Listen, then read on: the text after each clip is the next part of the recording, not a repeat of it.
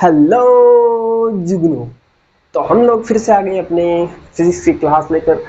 अपना पहला चैप्टर चल रहा था। चैप्टर का नाम है विद्युत आवेश एवं विद्युत क्षेत्र, जिसके अंदर अपन ने पहले की क्लास में थोड़ा बहुत इंट्रोडक्शन किया था, आवेश के बारे में पढ़ा था, आवेश क्या होता है, आवेश की डेफिनेशन पढ़ी थी। वैसे अपन ने उस वाले लेक्चर में बात की थी कि आवेश की कोई वैसे स्पेसिफिक डेफिनेशन नहीं होती है, लेकिन अपन ने आवेश की एक डेफिनेशन बनाई थी। उसको जानने के लिए आपको पिछला लेक्चर देखना पड़ेगा। उसके अंदर अपन ने पढ़ा था आवेश दो प्रकार के होते हैं, एक धनावेश होता है, दूसरा ऋणावेश होता है। आवेश का मात्र कूलम होता है और इसको Q से रिप्रेजेंट करते हैं। फिर अपन ने पढ़े थे आवेशों के गुणधर्म, जिसके अंदर अपन ने पहला वाला गुणधर्म पढ़ा था आवेशों की योज्यता। फिर अपन ने दूसरा वाला पढ़ा था आवेश संरक्षण नियम। तीसरा पढ़ा था आवेशों का क्वांटीकरण और चौथा आज पढ़ेंगे आवेशों की निश्चरता, जिसके अंदर अपन ने आवेशों की योज्यता के अंदर पढ़ा था कि अपने किसी पिंड के अंदर बहुत सारे आवेश होते हैं, तो उन आवेशों को अपन कैसे निकालते, उन आवेश उस पिंड का टोटल आवेश अपन कैसे निकालते हैं, उनका बीजगणितीय योग कर देते हैं आवेशों का। दूसरा अपन ने पढ़ा था आवेश संरक्षण। इसके अंदर अपन ने पढ़ा था कि आवेश को न तो उत्पन्न किया जा सकता है और न ही नष्ट किया जा सकता है।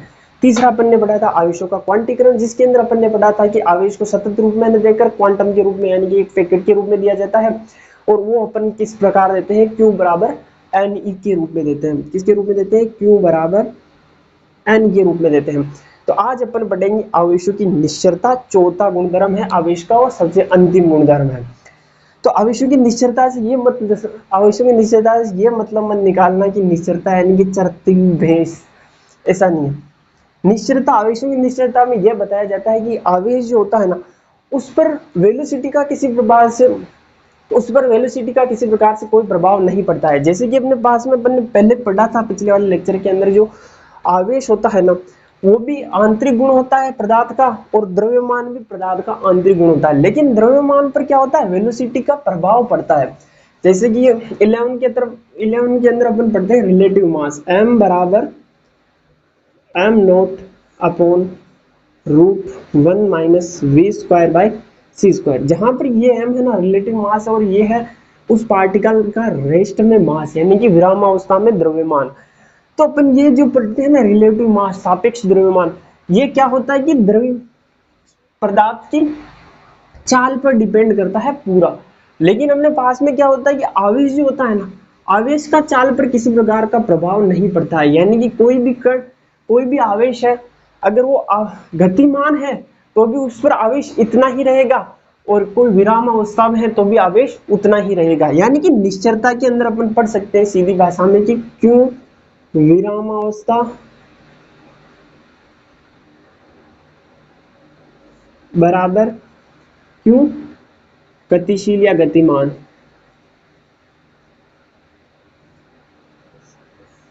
ठीक है, ये बात समझ में आई। द्रव्यमान और आवेश दोनों में लगभग काफी ज्यादा सिमिलरिटीज है, काफी ज्यादा दोनों के अंदर भिन्नताएं भी है। और उन भिन्नताओं में से एक ये है कि आवेश का मान तो गति पर निर्भर नहीं करता है, आवेश का मान वेलोसिटी यानी वेग पर निर्भर नहीं करता है, लेकिन द्रव्यमान का मान किस पर निर्भर करता है, वेग पर निर्भर करता है। और यही आवेश की निश्चरता कहलाती है कि इसका मान गति पर निर्भर नहीं करता है। अगर आप 10 मीटर पर सेकंड की स्पीड से चल रहे हो तो भी वही आवेश रहेगा, और अगर आप 1000 मीटर पर सेकंड की स्पीड से चलो तो भी आवेश वही रहने वाला, चेंज नहीं होगा अपने पास में आवेश। ये अपने कहलाती है आवेश की निश्चरता। तो अब अपन आगे बढ़ेंगे आवेशन की विधियां। आवेशन की विधियां यानी कि अपन किसी बॉडी को किस प्रकार से चार्ज दे सकते हैं, कितने मेथड होते हैं अपने पास में किसी भी बॉडी या पिंड को चार्ज करने के, आवेश देने के। तो अपने पास में 3 विधियां दे रखी है अपने एनसीईआरटी की बुक के अंदर। पहली आती है, नंबर 1 विधि आती है चालन द्वारा आवेशन। कौन सी आती है, चालन द्वारा आवेशन। राइटिंग का देख लेना, अपने हिसाब से समझ लेना, कुछ समझ में नहीं आया तो कमेंट के अंदर पूछ लेना। चालन द्वारा आवेशन। दूसरी होती है अपने पास में घर्षण द्वारा आवेशन, और तीसरी होती है प्रेरण द्वारा आवेशन। पहले पढ़ लेते हैं अपन चालन द्वारा आवेशन। चालन द्वारा आवेशन के अंदर ऐसा होता है कि अपने पास में जैसे कोई चार्ज बॉडी है, ये अपने पास में आवेशित वस्तु है, कोई अपने पास में आवेशित वस्तु है, इस पर अपने पास में आवेश लगा हुआ है। अगर हम इसको किसी निरावेशित यानी जिसके ऊपर चार्ज नहीं हो, निरावेशित का मतलब क्या समझते हो आप लोग? निरावेशित का मतलब यह होता है कि जिसके अंदर धनावेश तथा ऋणावेश की संख्या बराबर हो। इसका मतलब ये नहीं कि उसके ऊपर धनावेश भी ना हो और ऋणावेश भी नहीं हो। निरावेशित का मतलब क्या होता है? उसके अंदर धनावेश और ऋणावेश की संख्या बराबर, यानी कि इलेक्ट्रॉन और प्रोटॉन की संख्या बराबर हो तो वो क्या कहलाती है? अपने पास में वस्तु निरावेशित कहलाती है। यानी कि जब अपन एक आवेशित वस्तु को एक निरावेशित वस्तु के पास में टच करते हैं तो इसका कुछ चार्ज उठ के इस पर चला जाता है, कुछ ही जाता है, पूरा का पूरा नहीं जाता है। अगर दोनों एक ही चीज के परमाणु हैं, एक ही वस्तु है, ये दोनों एक ही वस्तु के हिस्से हैं, तो इसका आधा चार्ज इस पर ट्रांसफर हो जाएगा। कंडीशन क्या होगी? वस्तु का मटेरियल एक ही होना चाहिए, साइज और शेप दोनों की समान होनी चाहिए, तब आधा चार्ज इस पर ट्रांसफर होगा, बाकी थोड़ा बहुत हिस्सा इसका इस पे ट्रांसफर हो जाएगा। तो ये अपने पास में क्या कहलाता है? चालन द्वारा आवेशन। यानी कि इस मेथड से अपन किसी को भी वस्तु को चार्ज कर सकते हैं। अब अपने पास में आवेशन की दूसरी विधि आती है घर्षण द्वारा आवेशन। ये तो आप लोगों ने देख रखी होगी बचपन के अंदर, जब अपन छोटे थे बच्चों को जादू दिखाते थे। कैसे दिखाते थे? कुछ कागज के टुकड़े लिए, फाड़ा, उनको रखा, अपने पास में स्केल होता था, उसको सिर पर रगड़ा और स्केल को उसके कागज के टुकड़ों के पास में ले जाते थे, तो टुकड़े उठकर उसके स्केल कर चिपक जाते थे। किया होगा आपने भी, शायद कभी ना कभी तो किया ही होगा। तो वो किसके द्वारा होता है? घर्षण द्वारा आवेशन की वजह से होता है। और इसका सबसे अच्छा एग्जाम्पल एक और होता है, अपन जब सर्दियों के अंदर कंबल को ओढ़ते हैं और जब कंबल को वापस हटाते हैं और उसको समेटते हैं तो उसके अंदर से चिंगारियां निकलती है, और वो किसकी निकलती है? घर्षण के द्वारा आवेशन की वजह से।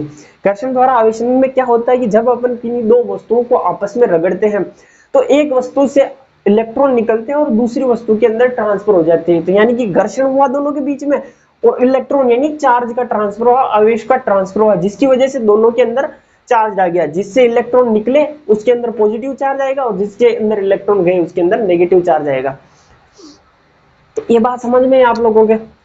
जैसे अपने पास में कोई दो वस्तु है, ये दोनों को अपन ने आपस में रगड़ा, इस जगह पर रगड़ा, तो यहां से निकले इलेक्ट्रॉन और इसके अंदर गए। जहां पर निकले इलेक्ट्रॉन वहां पर पॉजिटिव चार्ज और जहां पर अंदर गए वहां पर नेगेटिव चार्ज होगा। ऐसा क्यों?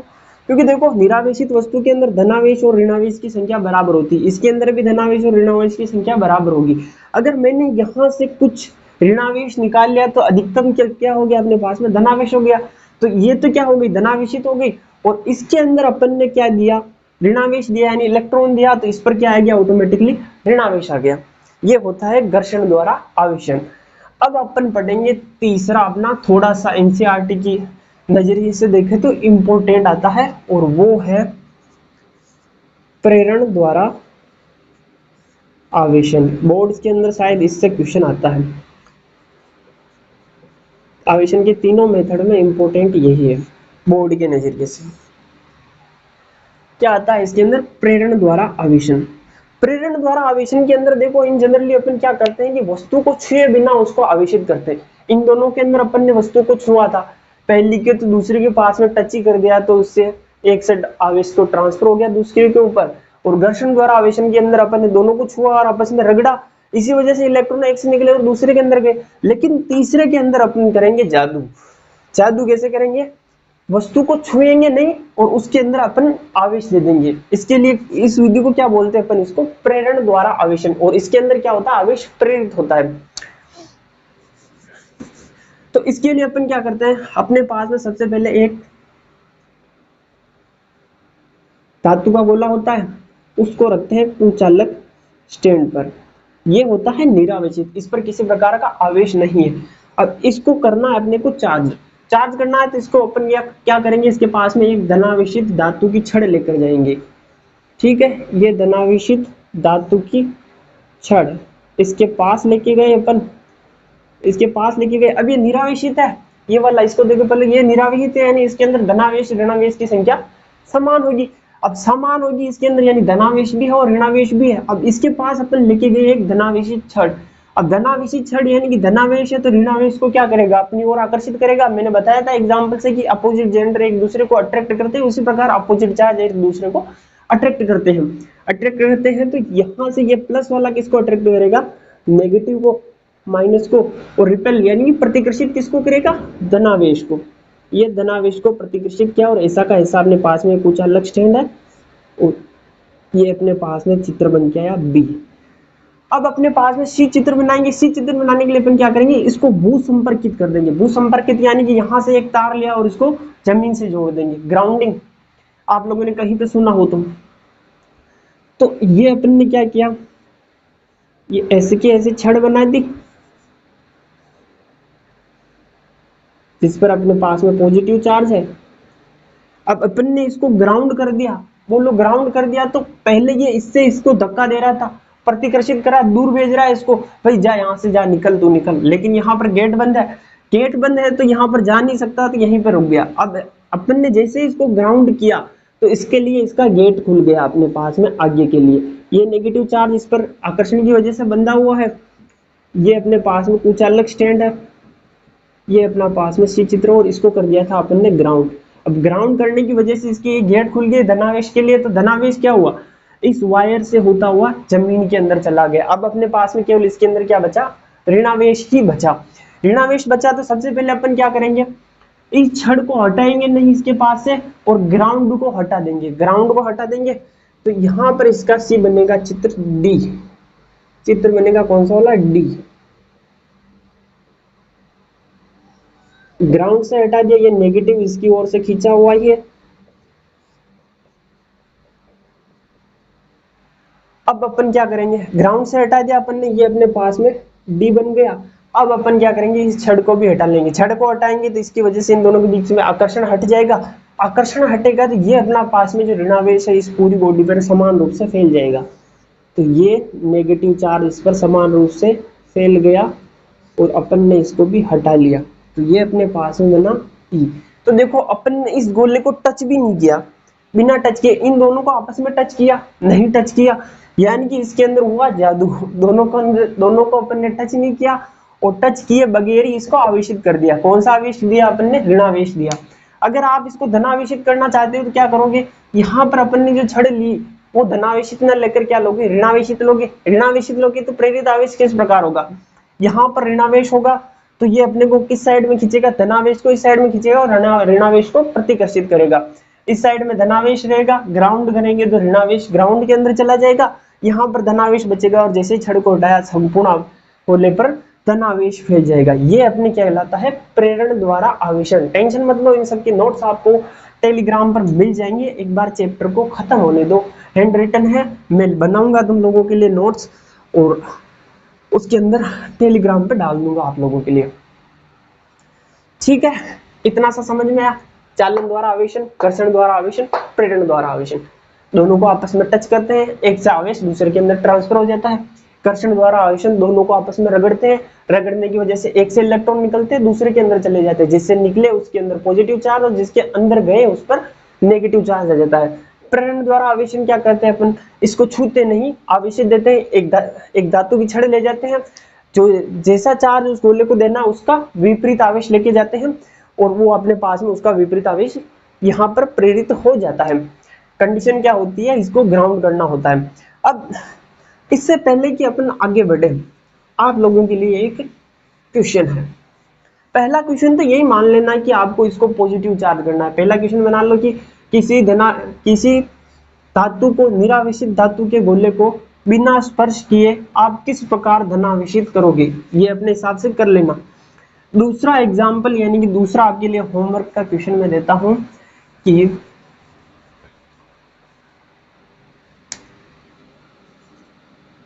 आप किस प्रकार दो धातु के गोलों को स्पर्श किए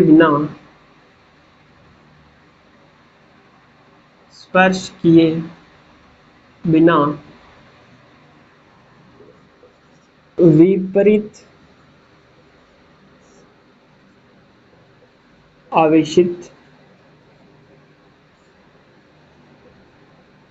कर सकते हो।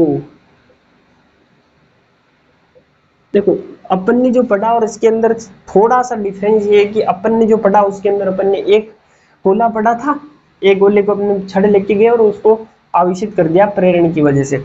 अब इसके अंदर अपन क्या कर रहे हैं कि दो गोलों को आवेशित करना और दोनों को अपोजिट चार्ज लेके आना है। हिंट दे देता हूँ, घर पे करना है, हिंट तो क्या लगभग पूरा करा ही देता हूँ कि ये अपने पास में दो गोले, दोनों को आपस में सटा के रख लेना। पास तुम मेरे आओ गाना, ठीक है, दोनों को सटा के रख लिया। अब यहाँ पर एक छड़ लेके जानी है, धनावेशित या ऋणावेशित, अपनी अपनी चॉइस के हिसाब से चुन लेना। तुम लोग चुनोगे, इसके अंदर यहाँ पर आ गया प्रेरित नेगेटिव, यहाँ पर आएगा पॉजिटिव, ठीक। फिर क्या करना है, अगली स्टेप के अंदर दोनों को दूर दूर हटा लेना, इस छड़ को हटाए बिना दोनों गोलों को दूर कर लेना। यानी कि कंडीशन कैसी बनेगी, ऐसी, यहाँ पर पॉजिटिव, ठीक है, यहाँ पर ये नेगेटिव इसके साथ में बंधा हुआ है। अब इस वाले को अपन ने दूर हटा लिया, दूर हटा लिया तो इस छड़ का प्रभाव खत्म हुआ तो धनावेश संपूर्ण गोले पर फैल गया। और तीसरी स्टेप में क्या करोगे, इसको भी हटा लोगे तो ये ऋणावेश संपूर्ण रूप से इसके अंदर फैल जाएगा। अब उसमें और इसमें डिफरेंस इतना है, पहली बात तो अपन ने गोले उसका अंदर तो सॉरी उसके अंदर तो गोला अपन ने एक लिया और इसके अंदर अपन ने गोले लिए दो। और दूसरा डिफरेंस ये है कि उसके अंदर अपन ने तार गोले को भू संपर्कित किया और इसके अंदर भू संपर्कित किए बिना ही अपना काम हो गया। अब इसको अपने हिसाब से करना है, आप लोगों को थ्योरी लिखनी है अच्छे से कि अपन ने दो गोले लिए, उनको आपस में चिपका दिया, उनके पास में एक धातु की छड़ लेके गए जिसकी वजह से पहले वाले गोले पर जो ऋणावेश था वो इकट्ठा हो गया, दूसरे वाले की गोले की दूसरी सतह पर धनावेश इकट्ठा हो गया। फिर दोनों गोलों को आपस में दूर कर लिया जिसकी वजह से दूसरे वाले गोले पर धनावेश आ गया, जबकि पहले वाले गोले पर ऋणावेश उस छड़ की वजह से उसके एक साइड पर ही बंधा हुआ था। लेकिन जैसे अपन ने छड़ को हटाया तो वो ऋणावेश भी उस गोले के ऊपर समान रूप से वितरित हो गया, अतः दोनों गोले विपरीत चार्ज यानी विपरीत आवेशित हो गए। ठीक, आई बात समझ में, कोई दिक्कत? चलो भाई, कोई दिक्कत नहीं है, मैं मान के चल रहा हूं कि आप लोगों को कोई दिक्कत नहीं है। अब अपन पढ़ेंगे कूलाम का नियम। किसका नियम? कूलाम का नियम। कूलाम का जो नियम है ना, ये थोड़ा बहुत सिमिलर है किससे, अपन ने 11th के अंदर पढ़ा था गुरुत्वाकर्षण का नियम, दो पिंडों के लिए गुरुत्वाकर्षण का नियम। और कूलाम का नियम लगभग सेम है, उसके अंदर अपन दो द्रव्यमानों की बात करते हैं और इसके अंदर अपन दो आवेशों की बात करेंगे। तो अपन ने कूलाम भैया ने एक नियम दिया था कि किन्हीं दो आवेशों के बीच में जो बल लगेगा वो किसके बराबर होगा। तो आप लोगों ने अगर पहला वाला चैप्टर नहीं पढ़ा तो मैं आपको बता दूंगी, अपने पास में दो आवेश होते हैं तो उनके बीच में बल लगता है, आकर्षण का होगा या प्रतिकर्षण का होगा, ये किस पर डिपेंड करेगा, चार्ज की प्रकृति पर, आवेश की प्रकृति पर डिपेंड करेगा। अगर दोनों आवेश समान यानी कि प्लस प्लस है प्रतिकर्षण होगा, माइनस माइनस है प्रतिकर्षण होगा, प्लस माइनस है आकर्षण होगा, माइनस प्लस है आकर्षण होगा। कैसे समझोगे? सॉरी, अपोजिट जेंडर के अंदर हमेशा अट्रैक्शन होगा, लड़का लड़की लड़की लड़का अट्रैक्शन होगा, समान के अंदर हमेशा प्रतिकर्षण होगा। ठीक है, ट्रिक है भैया, ज्यादा सीरियस मत लेना इसे। तो अपने कूलाम भैया ने ये बताया कि ये जो बल लगेगा इनके बीच में, आवेशों के बीच में, वो कितना होगा, उसके लिए अपने कूलाम भैया ने एक नियम बताया। तो उन्होंने यह बताया कि जो इन दो चार्ज के बीच में जो फोर्स लगेगा वो क्या होगा। चलो पहले चित्र बना लेते हैं अपन। ये अपने पास में कोई आवेश Q1 है और ये अपने पास में आवेश Q2 है। कूलाम भैया ने एक शर्त रखी कि अपने पास में जो आवेश होने चाहिए वो बिंदु आवेश होने चाहिए। बिंदु आवेश किसे कहते हैं, अपन अभी जस्ट इसके बाद में पढ़ लेंगे कि बिंदु आवेश किसे बोलते हैं। चलो पहले देख लो बिंदु आवेश क्या होते हैं। बिंदु आवेश यानी कि बहुत ही छोटे होने चाहिए, तो हो गए बिंदु आवेश। नाम से स्पष्ट हो रहा है कि बिंदु आवेश होने चाहिए। लेकिन क्या आप इतने बड़े गोलों को भी बिंदु आवेश मान सकते हो?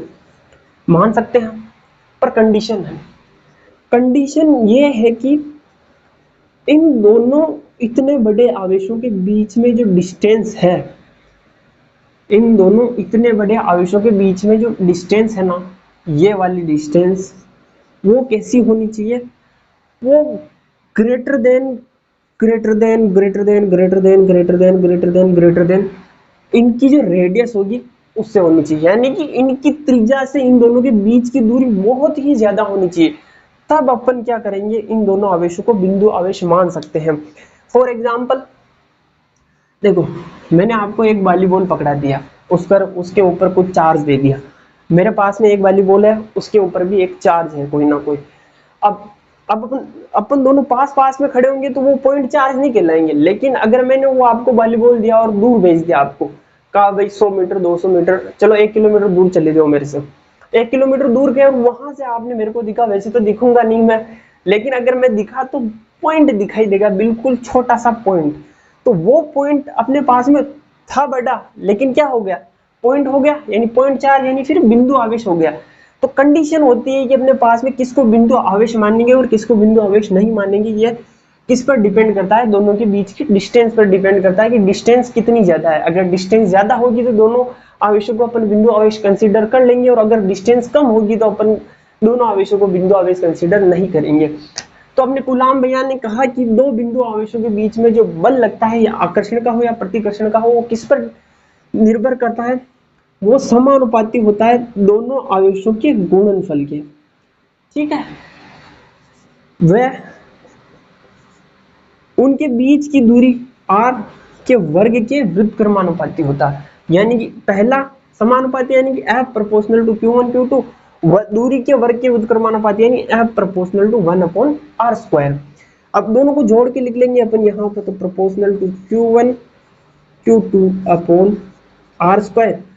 अपन लोग नाइन्थ से पढ़ते आ रहे हैं कि जहां पर भी प्रोपोर्शनल का साइन होता है, समानुपाती का निशान होता है, अगर वो समानुपाती का निशान हटता है तो क्या आता है, एक कांस्टेंट नियतांक आता है। तो F बराबर अपने पास में आएगा k q1 q2/r²। ये है अपने कूलाम भैया का नियम। क्या है ये अपने पास में, कूलाम भैया का नियम, जहां पर k क्या है, समानुपाती स्थिरांक, समानुपाती स्थिरांक जो किस पर डिपेंड करता है, ये हमेशा माध्यम पर डिपेंड करता है, माध्यम पर निर्भर करता है। और इसका मान कितना होता है, के दो मान होते हैं, के का एक तो मान होता है 1/4 पाई एप्सिलॉन, जहां पर एप्सिलॉन के बारे में लिखना क्या है, ये विद्युतशीलता। विद्युतशीलता के लिए अपन अगले लेक्चर में बात करेंगे, विद्युतशीलता के ऊपर कंप्लीट लेक्चर होगा पूरा, उसके अंदर बात करेंगे कि विद्युतशीलता होती क्या है। वैसे अगर यहाँ पर अपन ई नोट लगाते तो निर्वात की विद्युतशीलता होती है, और निर्वात के लिए अपने पास में के का मान कितना होता है, 9 × 10⁹ न्यूटन मीटर स्क्वायर पर कूलाम स्क्वायर। लेकिन ब्रैकेट में लिख लेना किसके लिए है, ये अपने पास में निर्वात के लिए। किसके लिए है ये अपने पास में, के का मान 9 × 10⁹ न्यूटन मीटर स्क्वायर पर कूलाम स्क्वायर किसके लिए है, निर्वात के लिए होता है। तो नोट करना है तो नोट कर लो एक बार।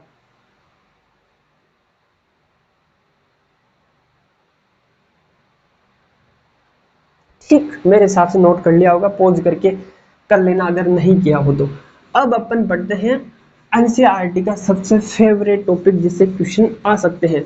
न्यूमेरिकल की नहीं बात कर रहा हूँ, डेरिवेशन की बात कर रहा हूँ। डेरिवेशन किससे आ सकता है, डेरिवेशन अपने आता है कूलाम के नियम से, कभी डेरिवेशन नहीं आता है। कूलाम तो नियम तो अपन 9 से लगभग 9 से पढ़ते आ रहे हैं, 9-10 से। तो इसके अंदर अपने क्या होता है, आता है डेरिवेशन कूलाम के नियम का सदिश निरूपण। किससे आता है, कूलाम के नियम के सदिश निरूपण से। सदिश निरूपण, अभी जो अपन ने कूलाम का नियम पढ़ा था उसके अंदर जो अपने पास में फोर्स आया था, वो अपने फोर्स आया था केवल परिणाम आया था, जबकि अपने पास में जो बल होता है सदिश राशि होती है। तो सदिश राशि होती है बल, तो अपने को ज्ञात करना है कि उसकी दिशा कौन सी होगी, और दिशा ज्ञात करेंगे तो दिशा के रूप में उसका बल का फॉर्मूला क्या आएगा, ये अपने को सदिश निरूपण के अंदर ज्ञात करना है। तो सदिश निरूपण कर रहे हैं तो जाहिर सी बात अपने को एक निर्देश तंत्र बनाना होगा।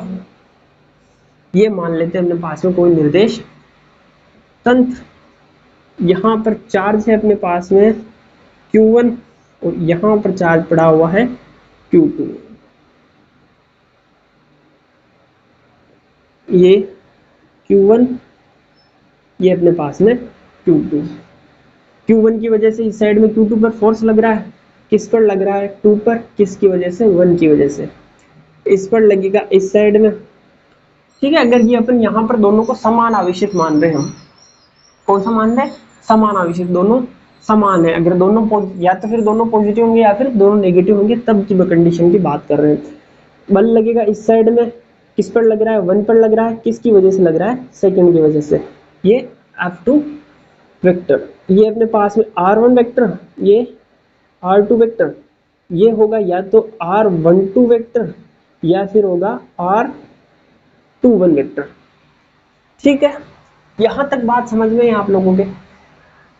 तो अब अपन ने जो पढ़ा था ना कूलाम का नियम, उसके अंदर अपन ने क्या पढ़ा था, F K Q1 Q2 upon R square.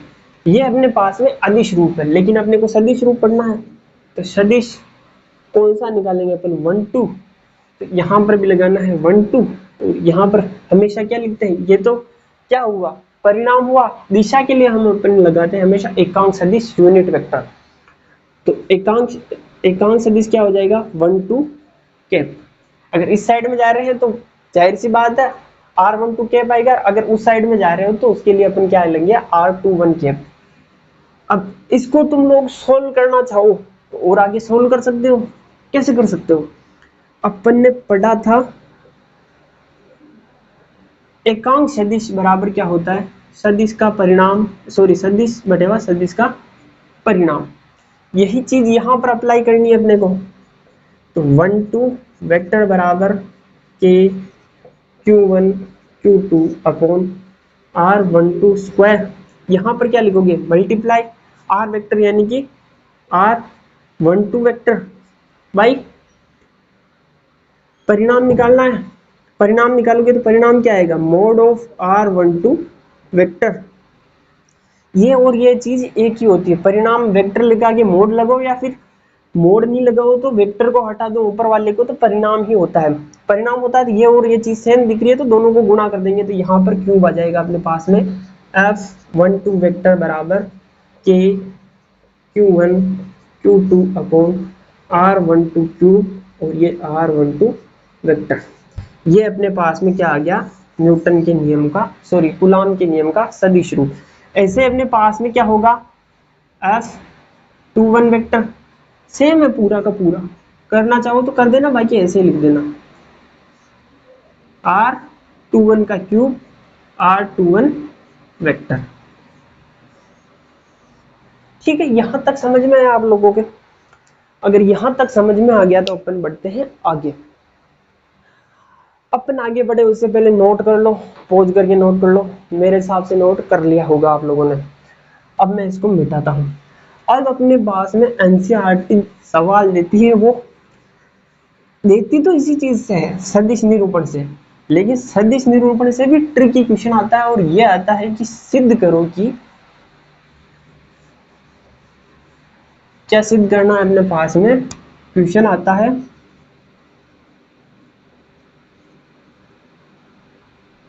सिद्ध करो कि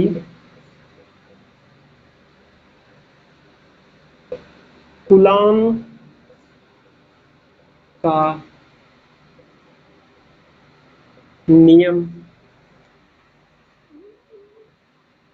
न्यूटन के क्रिया प्रतिक्रिया क्रिया प्रतिक्रिया नियम की पालना करता है। तो आपको इसको करने से पहले 11th का एक कॉन्सेप्ट पता होना चाहिए और वो ये है कि न्यूटन का क्रिया प्रतिक्रिया का नियम क्या होता है।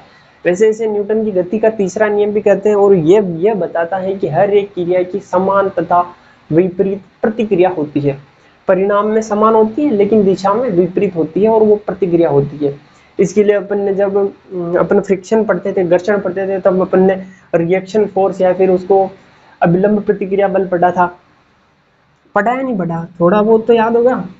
नहीं है याद तो ऐसा करो, एक दो दिन में अपन शुरू करने वाले 11th की, उससे एक दो वीडियो देख लेना।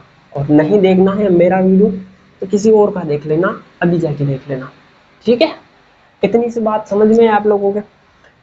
अब अपने को सिद्ध क्या करना है, जैसे कूलाम के नियम में पढ़ते क्या, फोर्स के बारे में पढ़ते हैं। तो ये अपने पास में फोर्स है 1 2 वेक्टर बराबर माइनस F21 वेक्टर, ये अपने को सिद्ध करना है।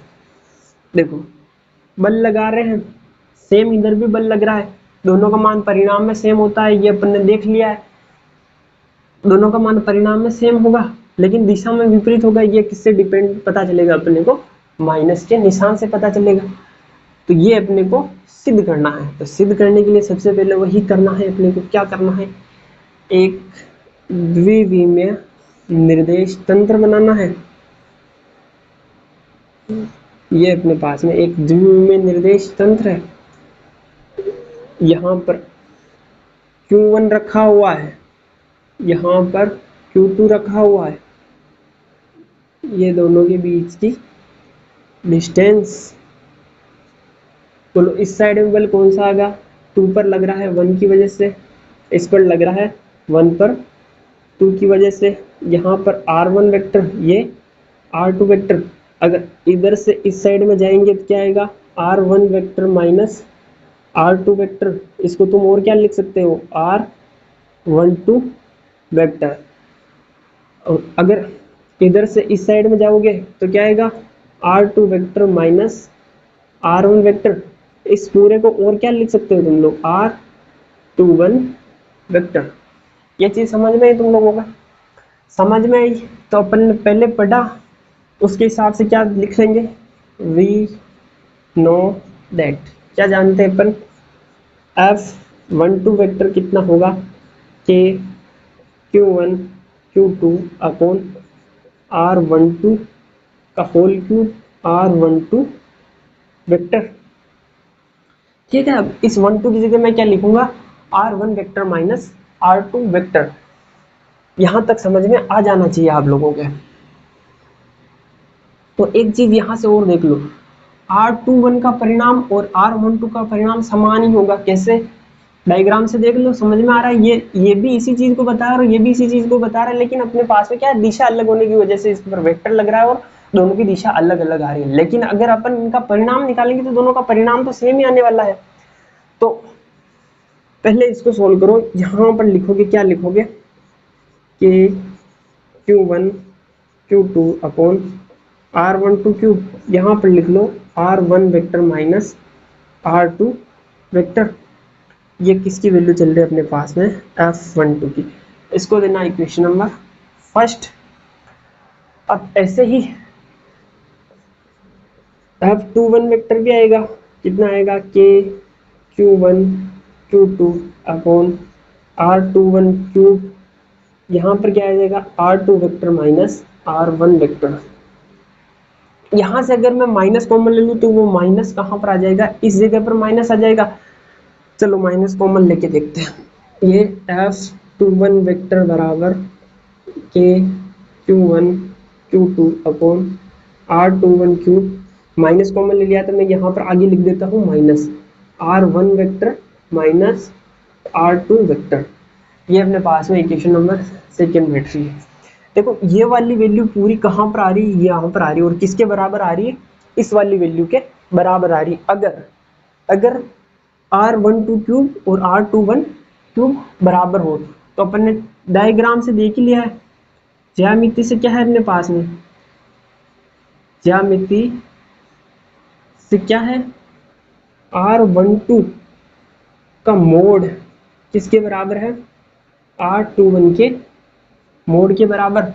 तो यहां से मैं इसकी वैल्यू इसके अंदर रख दूंगा पूरे के अंदर। तो by equation first and second, देखो ये और ये इसकी वैल्यू बराबर है, यानी कि ये और ये वैल्यू भी बराबर हो गई, ये दोनों ऊपर बराबर ही चल रहे हैं, ये वाला इसके बराबर ही हो गया। फर्क क्या है यहाँ पर माइनस का आ रहा है, तो ये वाली पूरी वैल्यू तो इसके सेम आ रही, तो इसकी जगह मैं क्या रख सकता हूँ F21। तो अब क्या लिखेंगे F12 वेक्टर बराबर क्या लिख सकते हो माइनस F21 वेक्टर। बोलो समझ में आया नहीं आया? यहां से अपन कह सकते हैं कि कूलॉम का नियम न्यूटन की क्रिया प्रतिक्रिया नियम की पालना करता है। आई बात समझ में? बस छाप लो इसको ऐसे के ऐसे।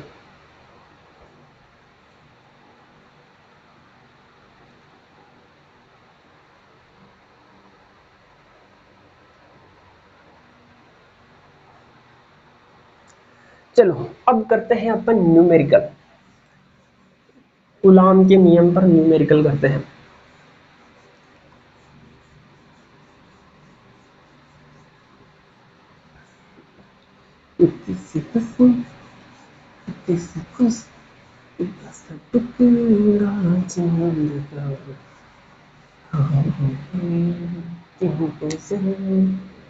तो अब अपन कर लेते हैं प्यारा सा नन्ना सा मुन्ना सा न्यूमेरिकल। न्यूमेरिकल ये है कि अगर अपने पास में दो प्रोटॉन है, ठीक है, दो प्रोटॉन, आपको फाइंड करना है दोनों प्रोटॉन पर लगने वाला विद्युत बल F E इलेक्ट्रिक फोर्स, और दूसरा निकालना है समान दूरी पर होने पर दोनों प्रोटॉनों के बीच में ग्रेविटेशनल फोर्स। अब ये ध्यान रखना है कि दोनों के बीच, दोनों के लिए दूरी समान है, यानी कि अगर अपने पास में दो प्रोटॉन है तो जब उनके लिए विद्युत बल निकालोगे तब भी उनके बीच की डिस्टेंस बराबर रहेगी, और जब अपन उनके लिए ग्रेविटेशनल फोर्स निकालेंगे तब भी उनके बीच की दूरी बराबर रहेगी। क्या करना क्या है अपने को, एफ ई व एफ जी में तुलना क्या करनी है, कंपेयर करना है दोनों को कि कौन सा ज्यादा बड़ा होगा और कौन से ज्यादा छोटा होगा। देख क्या रखा आपने को, क्यों बराबर 9 × 10⁹ न्यूटन मीटर स्क्वायर पर कूलॉम स्क्वायर। इसका मतलब क्या हुआ, दोनों निर्वात में पड़े हुए दोनों प्रोटॉन, क्योंकि के लिए किसका मान है, निर्वात के लिए अपने पास में के का मान है। जी की वैल्यू अपने पास में क्या है 6.67 × 10⁻11 न्यूटन मीटर स्क्वायर पर केजी स्क्वायर। ये बात आप लोगों को अच्छे से पता है। तीसरी चीज अपने को दे रखी है प्रोटॉन का द्रव्यमान, मास ऑफ प्रोटॉन 1.67 × 10⁻27 केजी। ठीक है, डायरेक्ट करेंगे अपन solution F E by F G, दोनों की तुलना करने के। बोलो इलेक्ट्रिक फोर्स के लिए फॉर्मूला के Q1 Q2 upon R square, gravitational force के लिए formula G M1 M2 upon R square, R square से R स्क्वायर कैंसिल, यहाँ पर बचा के। बोलो अपने पास में दोनों प्रोटॉन है तो दोनों का आवेश समान होगा, Q1 और Q2 दोनों बराबर होंगे। प्रोटॉन पर आवेश कितना होता है, इलेक्ट्रॉन पर जितना आवेश होता है उतना ही होता है, लेकिन क्या होता है पॉजिटिव होता है। तो अपन क्या लिख लेंगे इसको E, और ये भी साथ में E। नीचे क्या बच रहा है G, दोनों के लिए द्रव्यमान M1 और M2 दोनों प्रोटॉन है, दोनों का द्रव्यमान समान होगा। यहाँ पर क्या लिखोगे MP MP, बोलो गुणा करो के E square G MP square. Value रखो, वैल्यू रखेंगे के की वैल्यू 9 × 10⁻9 मल्टीप्लाई विथ ई की वैल्यू कितनी होती है 1.6 × 10⁻19 का होल स्क्वायर।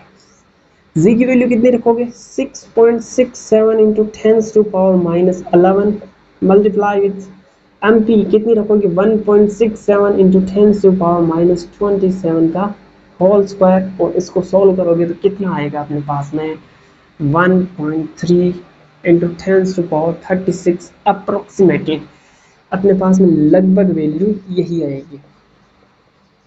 ठीक है, किस किस की वैल्यू है अपने पास में एफ ई और एफ जी का रेशियो आया, विद्युत बल और गुरुत्वीय बल का रेशियो आया। अगर आप इसको इसके साथ में मल्टीप्लाई करते हो तो क्या आता है अपने पास में, विद्युत बल किसके बराबर होगा, गुरुत्वाकर्षण बल का 10⁻36 गुना होगा।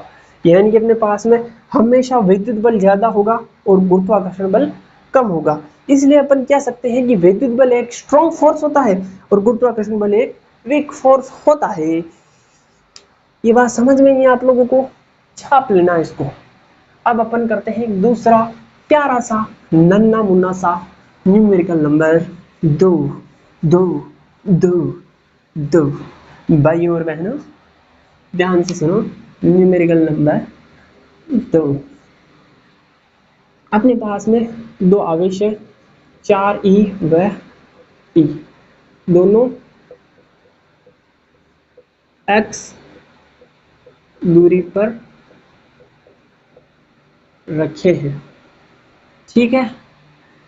अब अपने को एक तीसरा आवेश क्यों रखना है, जो E से कितनी दूरी पर रखे, अपन दूरी पर रखे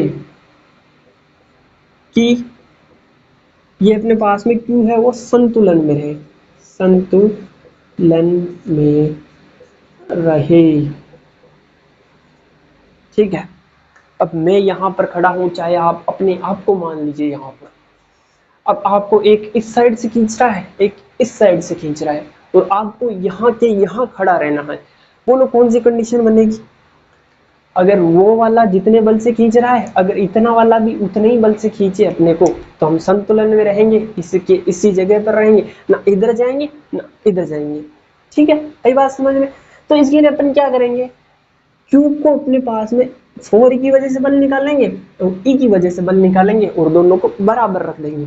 दोनों को बराबर रखने पर क्या होगा कि इधर वाला बल और इधर वाला बराबर होगा, तो उस कंडीशन में अपने पास में E की दूरी आ जाएगी। तो सबसे पहले अपने पास में जैसे ही न्यूमेरिकल आता है, सबसे पहले अपने को क्या बनाना है, फोटो बनाना है। ये अपने पास में 4E और ये अपने पास में E है, दोनों कितनी डिस्टेंस पर रखे हुए, x डिस्टेंस से। E से कितनी दूरी पर Q को रखना है, यहाँ पर Q मान लो मैं Q यहाँ पर रख रहा हूँ, कितनी दूरी पर रखना है, तो मान लेते हैं फॉर एग्जांपल A दूरी पर रखा है। तो ये दूरी कितनी बच गई अपने पास में, x माइनस a, यहाँ तक की डिस्टेंस ये बच गई। बोलो 4E के कारण Q पर बल, इसको मान लेते हैं अपन F1, तो कितना हो जाएगा k 4E Q अपॉन कितना आएगा x माइनस ए का होल स्क्वायर। E के कारण Q पर बल, इसको मान लेते हैं F2, कितना हो जाएगा k E Q अपॉन ए स्क्वायर, दोनों के बीच की डिस्टेंस कितनी है इसके अंदर a, तो ये आ गया अपने पास a। संतुलन की अवस्था में क्या होगा भैया, संतुलन में F1 बराबर F2 हो जाएगा। रखो भैया दोनों को बराबर, k 4EQ अपॉन यहाँ पर है x माइनस ए का होल स्क्वायर, यहाँ पर k EQ ए स्क्वायर, कैसे k गया, e से e गया, q से q गया, बचा क्या 4, यहाँ पर एक गुणा करो, क्रॉस गुणा करोगे क्या हो जाएगा 4a स्क्वायर बराबर x माइनस ए का होल स्क्वायर। स्क्वायर हटेगा तो रूट आएगा, यहाँ पर आना चाहिए प्लस माइनस 2a, लेकिन अपन लिखेंगे 2a x माइनस a, तो ये इधर आएगा तो 3a बराबर x, तो a बराबर आ गया अपने पास में x बराबर 3, यानी कि इस दूरी के 1/3 दूरी पर अपन Q को रखेंगे तो दोनों कंडीशन के अंदर ये संतुलित हो जाएगा, दोनों का लगने वाला बल बराबर हो जाएगा। ये इधर जाएगा ना इधर जाएगा, बीच में पड़ा रहेगा एक जगह पर जहां पर ये है। अब आप सोच रहे होंगे कि यहाँ पर मेरे को प्लस माइनस 2a लिखना चाहिए था, लेकिन अपन ने केवल प्लस वाला लेकर ही क्यों हल किया, माइनस वाला क्यों नहीं किया।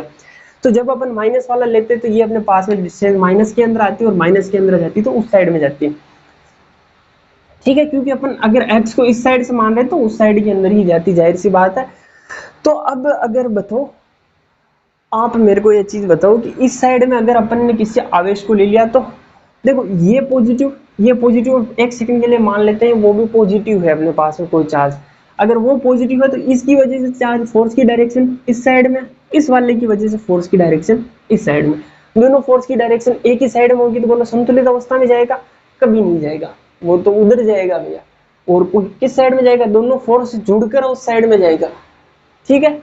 लेकिन अपने को क्या रखना है? संतुलित अवस्था में रख के रखना है। संतुलित अवस्था में रखने का मतलब एक फोर्स इस साइड में होना चाहिए, दूसरा फोर्स उस साइड में होना चाहिए, दोनों एक दूसरे के बराबर होंगे, उस कंडीशन में वो संतुलित अवस्था में हो जाएगा। संतुलित अवस्था में हो जाएगा तो यहाँ पर अपन ने केवल प्लस लेकर हल किया है इसको। अब अपन बोलते हैं Coulomb's law, limitation of Coulomb's law, Coulomb के नियम की सीमाएं। क्या पढ़ेंगे? कूलॉम के नियम की सीमाएं, कूलॉम के नियम की सीमाएं, कूलॉम के नियम की सीमाएं। क्या पढ़ रहे हैं? लिमिटेशंस पढ़ रहे हैं। पहली तो यही होती है कि ये किसके लिखता है? बिंदु आवेशों पर, बिंदु आवेशों पर ही लगता है। दूसरी यह है कि दोनों चार्ज होनी चाहिए रेस्ट पोजीशन में, दोनों आवेश विरामावस्था में होनी चाहिए। लेकिन अपने पास में अगर एक आवेश, देखो दोनों आवेश विरामावस्था में होंगे तब तो लगेगा, अगर दोनों गतिमान अवस्था में होंगे तो नहीं लगेगा। लेकिन अगर अपन ने कहा कि एक आवेश विरामावस्था में है, एक विरामावस्था में है, तो भी इसके ऊपर इलेक्ट्रिक फोर्स लगेगा कूलॉम के लॉ से। तो भैया ये आज का लेक्चर यहीं पर खत्म होता है। अगर आपको पसंद आया हो तो अपने साथियों के साथ में शेयर करना इसको, जो 12th के अंदर अभी पढ़ रहे हैं उनको बोलो कोचिंग जाने की जरूरत नहीं है, फिजिक्स यहाँ पर पढ़ो, सत्या फिजिक्स पर आपको पूरी फिजिक्स कराई जाएगी 12th की, ठीक है।